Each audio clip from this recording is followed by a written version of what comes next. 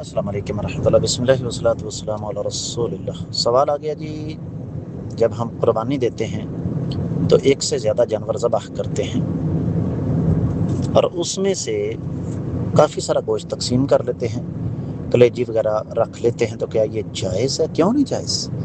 رہا یہ مسئلہ کہ لوگ اعتراض کرتے ہیں، لوگوں کا تو کام ہے اعتراض کرنا، لوگوں کا تو بس نہیں چلتا، اللہ تعالیٰ کی ذات پر بھی اعتراض کرنے سے باز نہ آئیں کہ الہ العالمین آپ نے یہ ناک آنکھوں کے نیچے کیوں لگائی، اوپر لگانی چاہیے تھی۔ لوگوں کی باتوں کی طرف توجہ نہ دیا کریں۔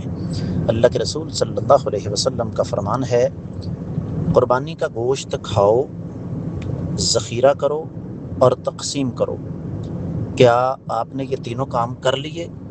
اگر کر لیے ہیں تو اللہ کا شکر ادا کیجیے، کسی کی باتوں کی طرف بالکل دھیان مت دیجیے۔ امید ہے کہ انشاءاللہ آپ کو سمجھ آ گئی ہوگی۔ واللہ اعلم۔